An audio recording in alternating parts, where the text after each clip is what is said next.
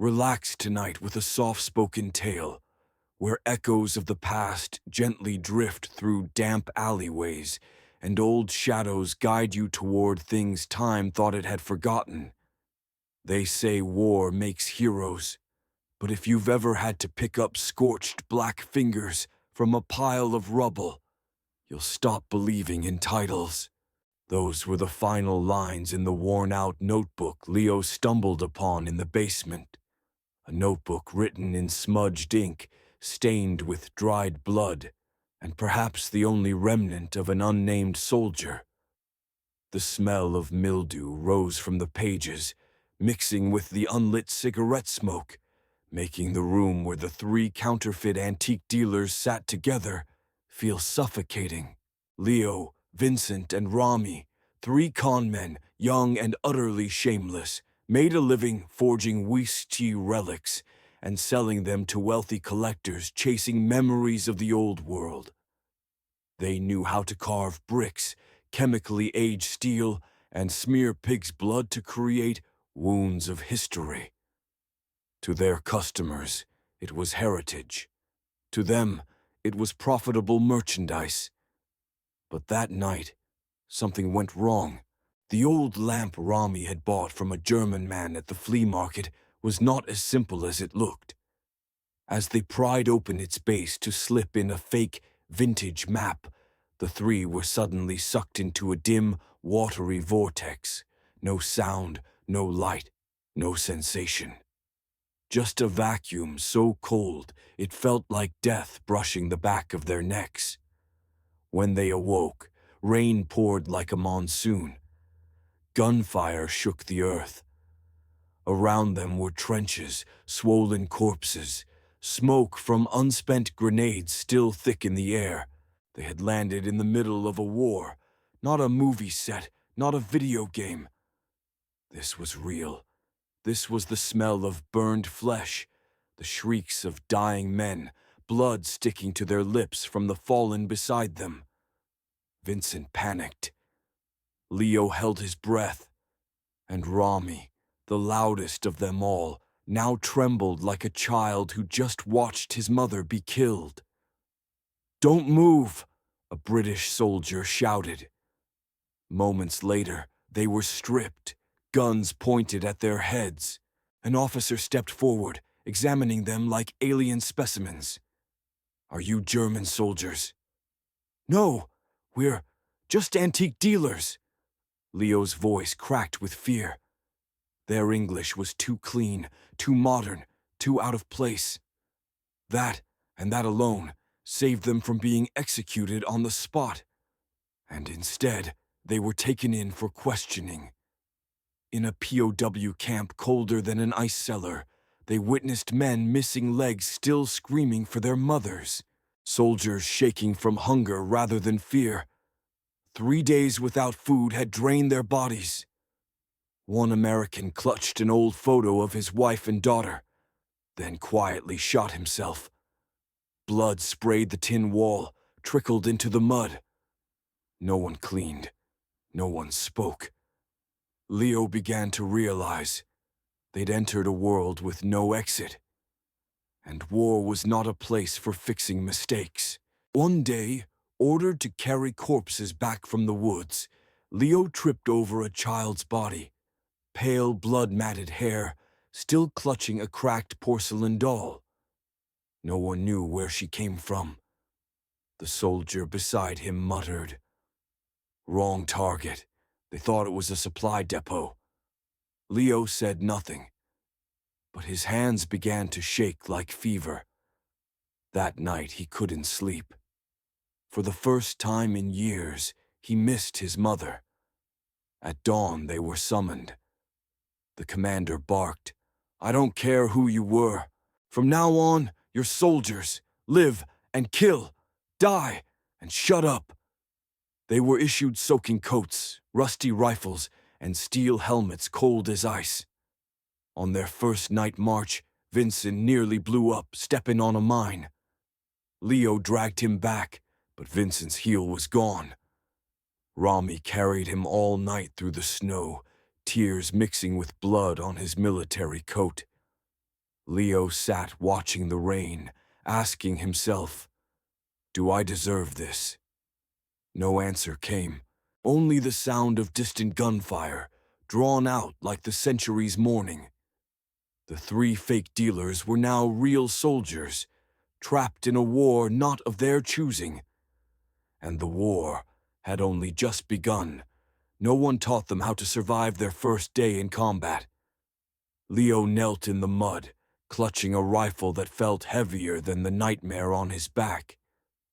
Though the sky held no rain, the ground remained soaking wet, almost as if the earth here had forever absorbed the blood of men and refused to dry. Beside him, Rami silently wrapped bandages around Vincent's leg. The boy's lips were purple, his voice long since gone. A grizzled sergeant approached, eyes full of disdain. "Fresh meat, huh? Don't get in our way." No one replied. There was nothing worth saying. Since the day they were drafted, the three of them had barely slept. Leo learned to clean his gun with his own piss. Rami learned to sleep through mortar shells. Vincent learned to bite down on his own screams as gangrene crept into his foot. On the third night, their unit received orders to reclaim a small hill. 20 enemy soldiers were said to be holding it. They ascended under the moon, sneaking through frozen trenches with whispered prayers. Leo trailed an older soldier, walking like a ghost, heart pounding like thunder. Then the gunfire came. The first scream rang out behind them. A soldier took a bullet to the neck. Blood spurted like a fountain, splashing across Rami's face. He didn't scream, just crumpled. Still gripping his rifle, face pale as marble. Leo pulled Rami behind a tree, trying to stop the bleeding, but the dying man no longer had eyes to see with. "Fall back," the sergeant bellowed, but no one heard him over the shriek of bullets and the trees splintering like bone. A grenade landed a few feet away. Leo shoved Rami aside, both of them crashing into the mud, just before the explosion deafened them. When Leo opened his eyes, a man's torso hung from a tree branch like discarded meat. A silver ring on one bloodied finger gleamed faintly in the moonlight. The inscription, "I will wait for you." Leo froze. This wasn't a replica. This was real love, decaying in the dirt. They retreated with only 7 survivors. The sergeant said, "We got it. All that was up there was a busted MG and 3 cans of Spam." 9 men had died for 3 cans of Spam. Vincent nearly didn't make it through the night. Feverish, his legs swollen with pus, he muttered a girl's name in delirium. Rami sat beside him, gently wiping his forehead. "I used to think you were an idiot," he said quietly. "But maybe I was too." Leo took out the tattered notebook he'd kept since day 1. He wrote, "We killed today. No one teaches you how to look a man in the eye after you've taken his life." One morning, they saw a column of civilians being herded out of a ruined village. Women, children, the elderly. Half had already been slaughtered. A girl no older than 9 was found clutching her dead mother in a haystack. Leo picked her up, unsure what to say. "What's her name?" The girl didn't answer. She only stared into his eyes that no longer held childhood. From that day on, Rami spoke less. Vincent wrote letters each night, but never said to whom. Leo stopped asking why. They all understood now. War doesn't need a reason. A week later, new orders came. They were to march through knee-deep snow in the forest. The wind slashed their skin, noses bled from cold, hands blistered on frozen rifles. Every step was defiance. That night, they made camp in the woods. No blankets. One man died from exposure. His final words. "Don't tell my mother." Leo recorded it. "Men here fall like autumn leaves, and we have no tears left." They no longer spoke of the future, didn't ask what year it was. Time became something loose, meaningless, and cold. Then one morning, Vincent awoke and whispered, "Guys, what if this isn't the past?" Leo looked at Rami. Rami nodded slowly. An idea began to take root. What if this wasn't World War II at all? What if they were in something else entirely? Something darker, something buried, a secret waiting in the snow where war still refused to end. That day, they were handed real bullets for the first time. Leo clutched the ammo clip like he was holding someone's life. Rami loaded his rifle mechanically, and Vincent, though still limping, was the first to check the trigger, barrel, and safety, as if he'd done it 100 times before. "This afternoon, enemies will pass through the Western Gorge. You'll ambush them," the sergeant said flatly, and walked away. No one taught them how to kill. No training, no wooden dummies, no slogans.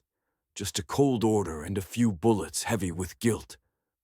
Leo lay hidden in the brush, heart pounding like a funeral drum in his ears. The sun hadn't even set, yet the forest already felt like night.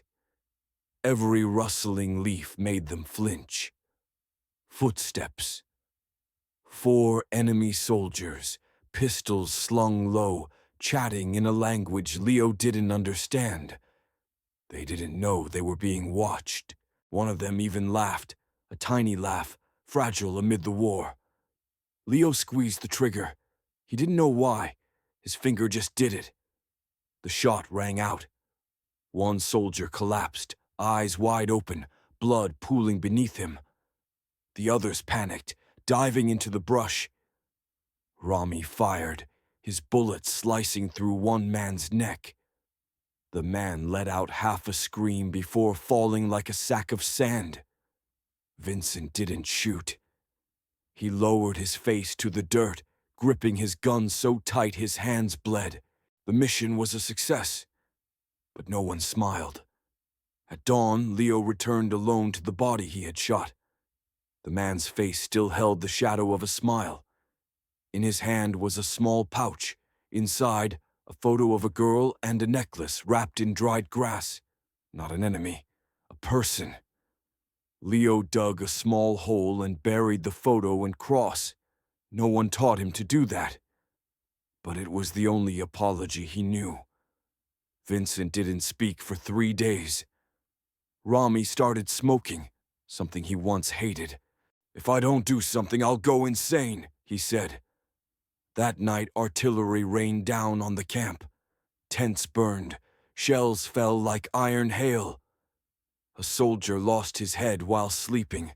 His skull rolled out of the tent, eyes wide, caught mid-dream. Leo, Rami, and Vincent dove into the shelter pit. In the dark, they gripped each other's hands, not out of friendship, but out of fear that if they let go, someone might vanish. When the silence returned, they climbed out to find the camp reduced to ashes. A young soldier sat among the corpses, giggling. "Pretty fire, isn't it?" he said. No one answered. The next day, orders came to retreat south. The route passed through a ruined town, once home to 2,000 civilians. Now there was only the stench of scorched flesh and soft weeping like wind. Leo saw a mother cradling her dead infant, its skin purple and cold. Vincent turned away, trembling. Rami picked up a half-burnt teddy bear and quietly stuffed it into his coat. A civilian ran up, begging, "Is anyone alive? Can someone help?" But the guards pushed him back. "There's nothing we can do," the squad leader said. Leo shouted, "They're people!" The squad leader sneered. "They're not people, just numbers." Leo felt himself sink into something dark. War doesn't only kill with bullets, it kills by making people forget who they are. That night he wrote in his notebook, "I've learned how to shoot, but I haven't learned how to live afterward." That day they were handed real bullets for the first time. Leo clutched the ammo clip like he was holding someone's life. Rami loaded his rifle mechanically, and Vincent, though still limping, was the first to check the trigger, barrel, and safety as if he'd done it 100 times before. "This afternoon, enemies will pass through the western gorge. You'll ambush them," the sergeant said flatly and walked away. No one taught them how to kill. No training, no wooden dummies, no slogans, just a cold order and a few bullets heavy with guilt. Leo lay hidden in the brush, heart pounding like a funeral drum in his ears. The sun hadn't even set, yet the forest already felt like night. Every rustling leaf made them flinch. Footsteps. 4 enemy soldiers, pistols slung low, chatting in a language Leo didn't understand. They didn't know they were being watched. One of them even laughed, a tiny laugh, fragile amid the war. Leo squeezed the trigger. He didn't know why. His finger just did it. The shot rang out. One soldier collapsed, eyes wide open, blood pooling beneath him. The others panicked, diving into the brush. Rami fired, his bullet slicing through one man's neck. The man let out half a scream before falling like a sack of sand. Vincent didn't shoot. He lowered his face to the dirt, gripping his gun so tight his hands bled. The mission was a success, but no one smiled. At dawn, Leo returned alone to the body he had shot. The man's face still held the shadow of a smile.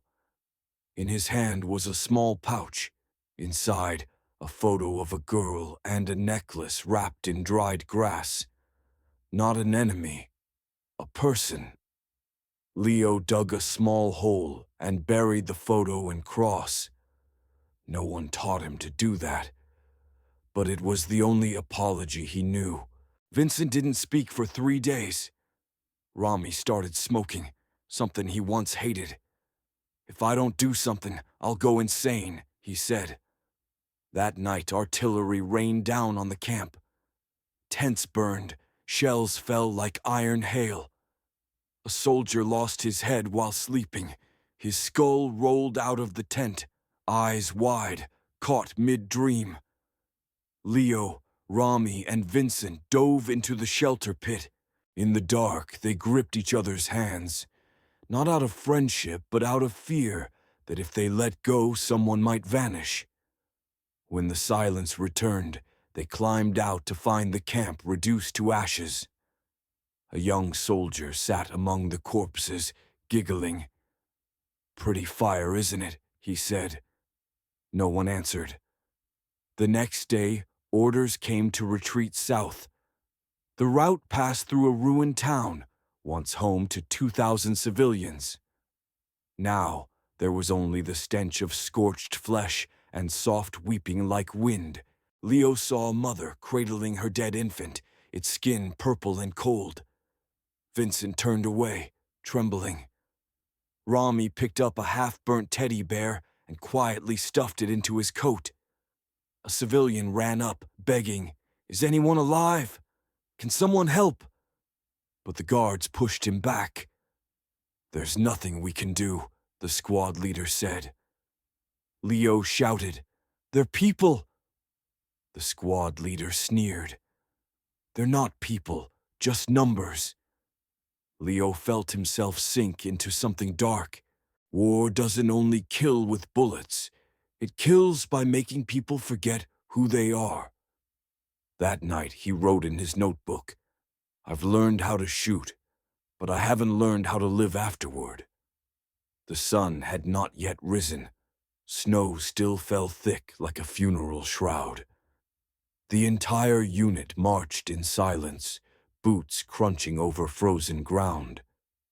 They were headed toward a supposed safe supply point in Yaros Valley. Leo, Rami, and Vincent walked in the middle of the formation. Behind them was Lieutenant Keller, a pale man with a face carved from ice. He had survived the shelling at the Drava River. None of his fingers were whole anymore. They had no idea they were walking into a trap. The first explosion shattered the silence. The ground shook. The lead scout was torn apart by a buried landmine. Blood sprayed like paint onto the snow. "Ambush!" someone screamed, just before being shot. Bullets swarmed like locusts. One soldier was hit in the throat and collapsed, his blood forming a steaming arc over the snow. His eyes stayed open, still trying to comprehend what had happened. Leo dragged Rami and Vincent toward the rocks. "Spread out! Find cover!" Keller shouted. But it was too late. The enemy held the high ground, pouring down fire like rain from above. A bullet zipped past Vincent's head. A chunk of shrapnel lodged in Rami's shoulder. He screamed, crimson soaking his sleeve. Leo pulled him behind a stone, cutting the fabric with his knife and tying a sweat-stained cloth around the wound. "Stay with me.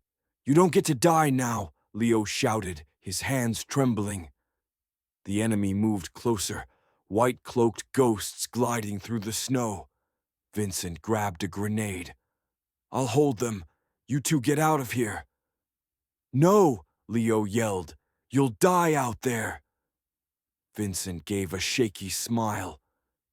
"Just think of it as paying back that time we sold that fake German helmet." Then he sprinted out, lobbing the grenade.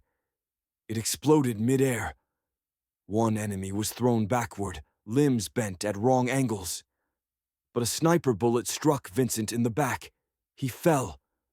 Leo screamed, but couldn't reach him. Lieutenant Keller appeared, grabbing Leo and Rami. "We move now, or we die here." Leo looked back. Vincent lay motionless, blood blooming like ink. Snow began covering his face, soft, slow, like a mourning veil.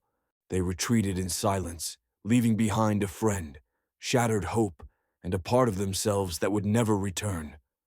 That night, Leo couldn't sleep. Rami burned with fever, his wounds swelling and yellow. Leo sat still, staring into the dark. He wrote in his notebook, "We lost Vincent. We lost the last bit of humor this war had left us."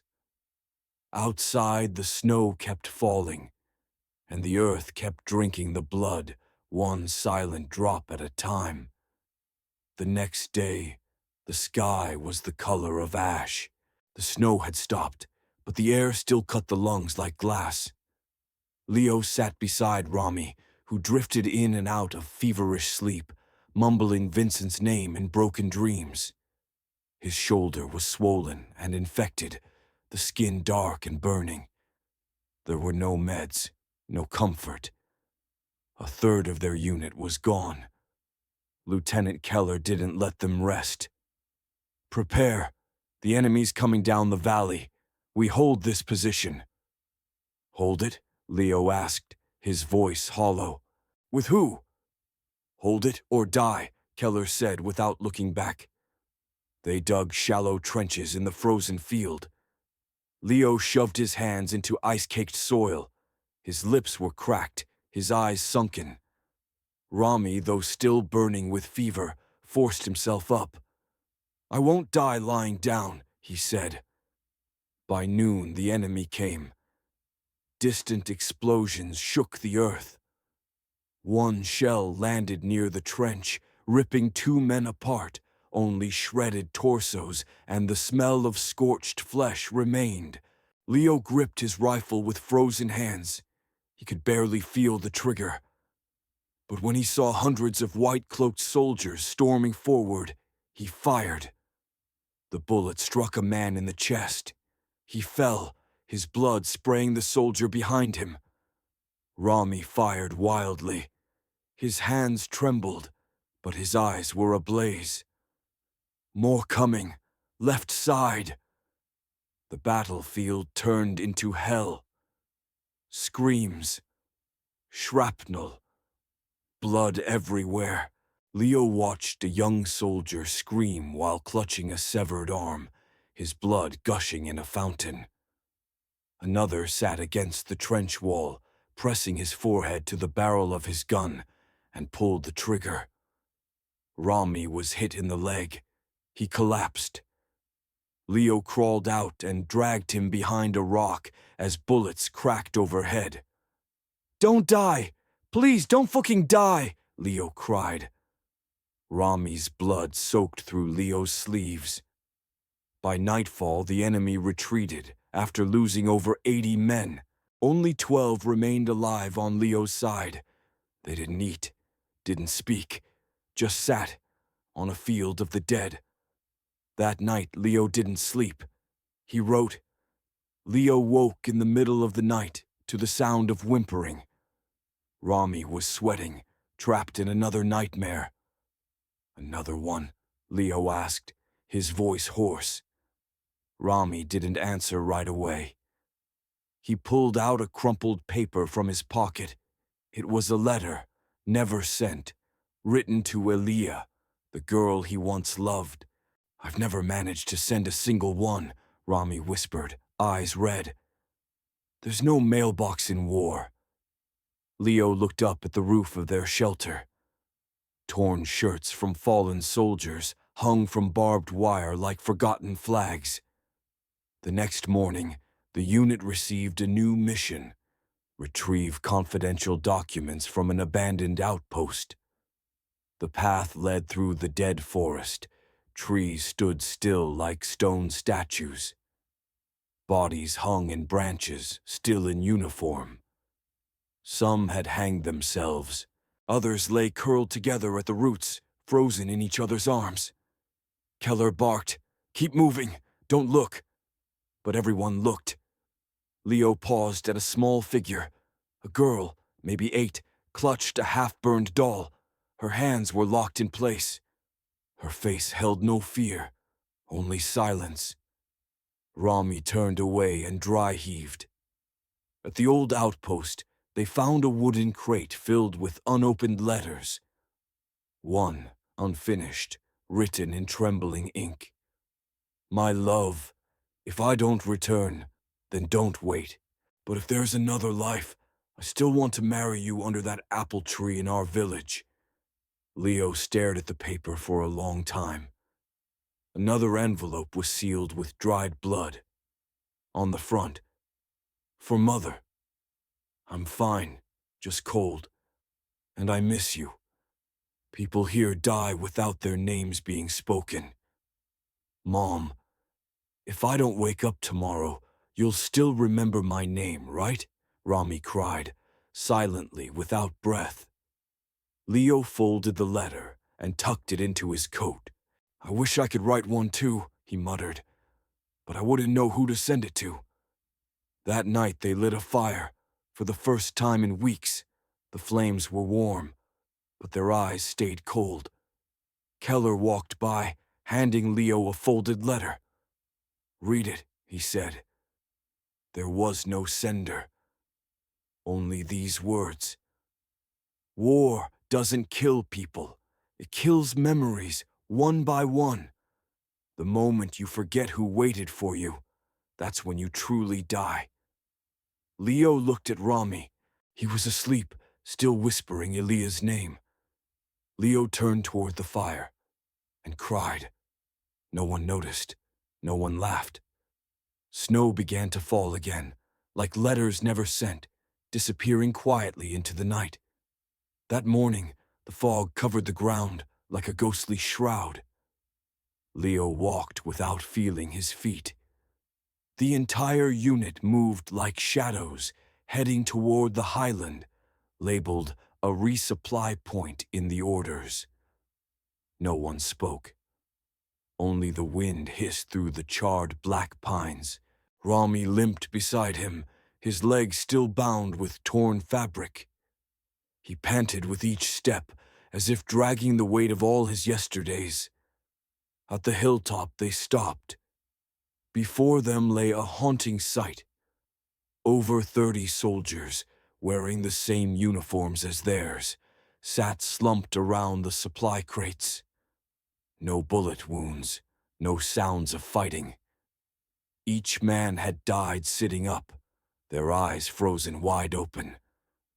"Gas?" Keller muttered, jaw clenched. Rami pulled his pistol with trembling fingers. Leo stepped toward one of the bodies.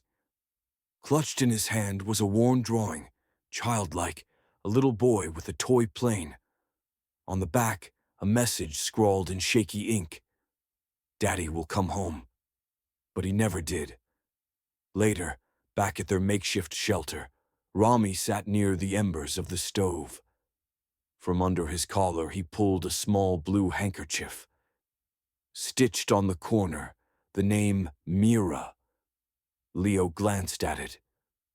"Your wife?" Rami smiled faintly. "My daughter." Leo froze. "I never told anyone," Rami said. "Didn't want the others thinking I was soft. You know how it is." "No," Leo replied, voice thick. "You're not weak, Rami." Rami looked up at the bleak sky. "Mira's older now, I guess. Her mom probably told her I died in an accident. Or a hospital. Not out here. Because of some stupid scheme gone wrong." Leo placed a hand on Rami's shoulder, not to support him, but to tell him he wasn't alone. That night, orders came. Keller read slowly. "The enemy has gathered near Power Station 4. Our unit will distract them by infiltrating the central trench." Leo blinked. "We have 10 men left." "We're the bait," Keller said. "If anyone survives, they might be sent home." Leo laughed, not from joy, but the kind of laugh that only comes from someone who's already dead, just not buried yet. Rami whispered, "If I live, I'll find Mira." Leo nodded. "And I'll write down the names of every soldier we lost, so they won't be just the nameless living anymore."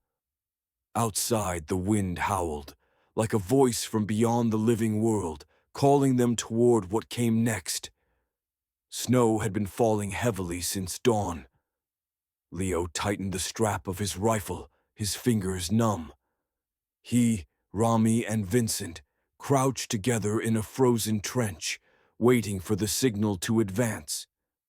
Ahead, Power Station 4 loomed like a sleeping beast. Its red lights blinked slowly, and the power lines hissed like venomous snakes. "Just get to the main gate," Keller's voice cracked through the radio. "Then blow it up." "With what?" Vincent whispered. "I've got explosives," Rami answered, lips pale. They moved out at exactly 0503. Each step was a slip, each breath a struggle. Gunfire erupted. Not a warning. Reality. Blood splashed onto white snow. Leo yanked Rami down just in time. Vincent darted right. Bullets chewed through the frozen earth. Grenades exploded, smothering them in smoke. 2 soldiers behind them dropped. No screams. Just silence. Leo crawled through the mud and snow, hands shaking. He fired back blindly. He didn't aim to kill. He aimed to survive. Vincent screamed, "My foot stuck!" Leo turned. Vincent was pinned under a steel beam. Enemy soldiers were closing in. Out of ammo. Rami threw his rifle down and lunged forward, just as a soldier raised a blade. The knife plunged. Blood sprayed. No one knew whose. Vincent screamed, not in pain, but in disbelief. Rami had taken the blow. His shoulder was torn, but he dragged Vincent free. Leo rose, fired a desperate shot. One enemy fell, but not the last. Smoke swallowed everything. Finally, they reached the gate. "I'm planting the charge," Rami shouted, hands trembling as he set the fuse. Leo looked around. Only 5 men remained. "Fall back," Keller barked. The station exploded, a blast so loud it tore the silence of winter. Steel and dust rained down. Black smoke smothered the white ground like a blade sinking into flesh. After the battle, they were moved to a field hospital. Leo sat still, blood soaking through his shirt. Rami lay unconscious beside him, his shoulder hastily bandaged. Vincent sat nearby, smiling faintly. "You know, in my head, I always pictured this ending with me home, eating Mom's apple pie." Leo nodded. "I just wanted to sleep a night without dreams." Outside, the snow kept falling. The scent of gunpowder, blood, and ash still hung in the air. Leo looked up at the gray sky and whispered, "We lived." Leo hadn't slept for 3 nights, not because of gunfire, but because of the silence. And in that silence, the past screamed. He glanced over at Rami, twitching in restless sleep, his eyes shut tight but body jerking like he was being shaken by explosions in dreams. Vincent sat in the corner of the barrack, knees drawn to his chest, muttering, "It wasn't my fault. I didn't shoot first." A nurse handed Leo a small box of pills. He read the label. "Light tranquilizer for soldiers with signs of panic." He didn't take it. Leo stepped outside. The snow still fell, but it wasn't a battlefield anymore. It was just survivors wandering like ghosts, eyes hollow. One young soldier giggled and then suddenly smashed his head into the medical post's wall. Blood soaked the snow, bright red like a whisper from hell. That afternoon, the unit was granted 24 hours of leave. Leo and Rami left the base and walked to a tea shack on the edge of town. It used to be a bookstore, now just scorched wood and moss-covered bricks. "Anyone still waiting for you?" Rami asked. Leo was silent, then replied, "I don't think so, and if they are, they probably wouldn't recognize me now." Rami nodded. "War warps people. My mother once said, the survivors aren't the lucky ones. They're just the ones who can bear remembering the names of the dead." They drank cold tea. Neither smiled. That night, Leo pulled a crumpled letter from his coat, handwritten by a soldier who died in a past battle. "If you're alive to read this, I just want to say, don't let the war turn you to stone. If you still have a heart, write our names down, so we won't be forgotten." Leo placed the letter over his chest. Tears fell, not from pain, but because it had been too long since anyone still remembered how to cry. They were ordered to attack Outpost 17 at 4 a.m. The fog was thick. The scent of gunpowder still clung to their collars from the last battle. Leo, Rami, and Vincent were now on the list of first-wave attackers, not because they were skilled, but simply because they were still breathing. Keller's order was short. In, kill, hold. Outpost 17 sat deep in the pine forest, surrounded by mines, snipers above, enemies entrenched inside. At 4:07, artillery began. The forest shook. Earth exploded in every direction. Trees ripped from the ground. Blood and snow became one. Leo charged first, Rami close behind, Vincent flanking right. Bullets sliced through the trees like angry wasps. Every meter forward was a gamble with death. One of their soldiers took a shot to the throat. No scream, just trembling. Leo tried to drag him aside, but it was too late. The man's eyes stayed open, forever. Rami fought hand to hand, his hands soaked in blood. Whose, he didn't know. Vincent hurled a grenade into the command room. The blast sounded like thunder cracking open the sky. At exactly 5:00, they raised their flag over the outpost. The enemy had been eliminated. Moments later, the radio crackled. "Congratulations! Outpost 17 is yours." Leo said nothing. Inside, they swept the rooms. One small cellar, 3 children, trembling. One about 8 years old, holding a baby with a wounded leg. Vincent knelt down. "It's okay. We won't hurt you." The children didn't speak. They just cried. Leo noticed a crumpled note in the girl's hand. "If Mama dies, find Uncle Adam. He'll help." Leo tucked the note into his pocket. He knew their mother wasn't coming. That evening, they returned to base. 18 went out. 9 came back, 4 badly wounded. One lost both legs. One lost his mind, laughed all the way home. Leo stared at his hands. They didn't shake anymore, because guilt had turned to stone. Rami found a scorched necklace near the outpost gate, engraved with Anna. He held it tight. He didn't know who it belonged to, but he kept it. Vincent sat alone, eyes on the sky. He spoke softly, almost to himself. "We won, didn't we?" Leo replied, "Yeah, but I don't know what we lost to win it." That night was the coldest of the season.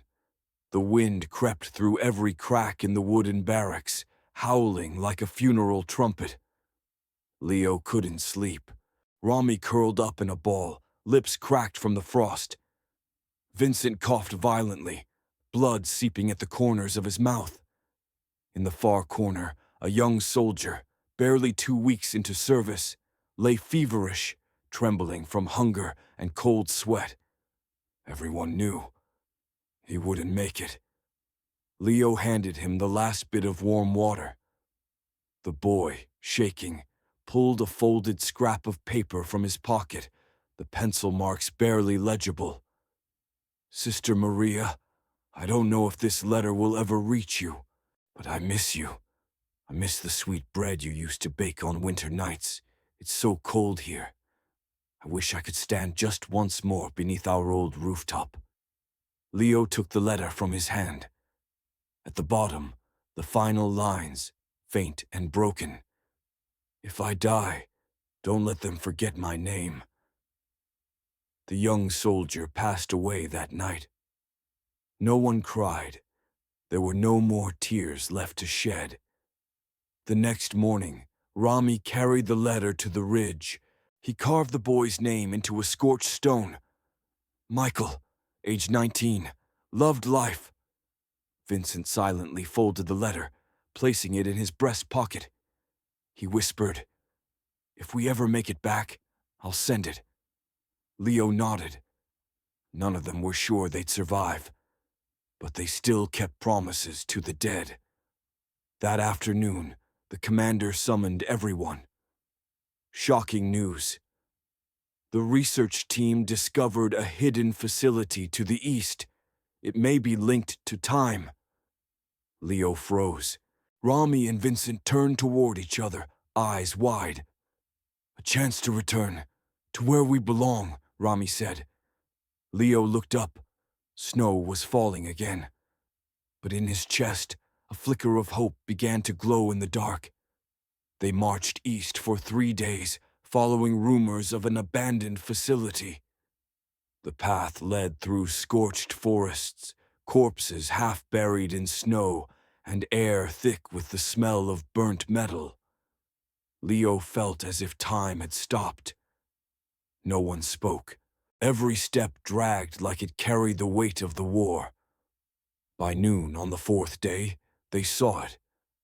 a concrete structure buried under snow, wrapped in barbed wire and shattered warning signs. The main door had been sealed shut with iron, but Vincent found an old ventilation shaft. Inside, the air was laced with chemicals. The corridor lights flickered weakly, pulsing like a dying heartbeat. They passed deserted rooms filled with documents, maps, and mathematical diagrams. Rami stopped in front of a wall of equations. "This wasn't built to kill people," he whispered. "It was built to bend time." At the end of the corridor was a room marked LV0. Leo pushed open the door. Inside stood a massive machine, spiraled rings encased in metal, tangled wires, and mercury tubes glowing faintly. On the console, a label read, "Project Timegate, shut down." Vincent flipped the power switch. Lights blinked. The machine hummed. The floor trembled slightly. "It might be real," Rami murmured. They found a journal written by a scientist named H.G. Keller. "Our last attempt was on April 8th, 1944. No one came back. But the clocks stopped ticking, meaning they broke the loop. If you're reading this, don't use it to escape. Use it to remember that time never forgives." Leo closed the book. "We'll use it to go home." Vincent asked, "What if no one remembers who we are?" Rami replied, "Then we'll tell them. And if no one believes us, we'll write it down." Leo nodded. They stood before the machine. 3 men, 3 broken souls, but eyes still clinging to hope. The machine began to glow.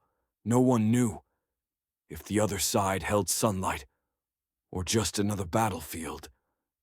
The light from the machine engulfed the entire room. Everything shook. And then, silence. Leo opened his eyes. He was lying on a cold concrete floor. Rami and Vincent were beside him, still breathing. Around them, an abandoned warehouse, broken windows, dust thick in the air. Outside, car horns, loudspeakers. A newspaper lay on the ground. Year 2026, the Third World War ends. They had returned, but not to the past, to the present. At last, the 3 men stepped into the street. No one recognized them. No one knew where they had been. Vincent gave a bitter smile. "We're just 3 ghosts, wandering among the living." Rami searched his own name online. Nothing, not a single record. Leo sat on the sidewalk, pulling from his coat the old letter. The one from the soldier who had died of hunger. He placed it inside a small box and set it beside the street. A handwritten sign read, "If you've ever lost someone to war, leave their name here, so they are not forgotten." Days passed, hundreds came, then thousands. Names of fathers, mothers, siblings, lovers, even unborn children. One autumn evening, a young boy approached Leo and asked, "Were you really in the war, mister?" Leo nodded.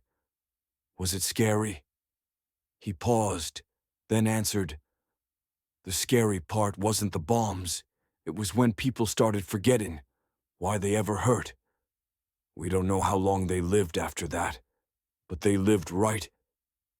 To tell the story, war takes everything, but as long as someone remembers, the dead are never truly gone.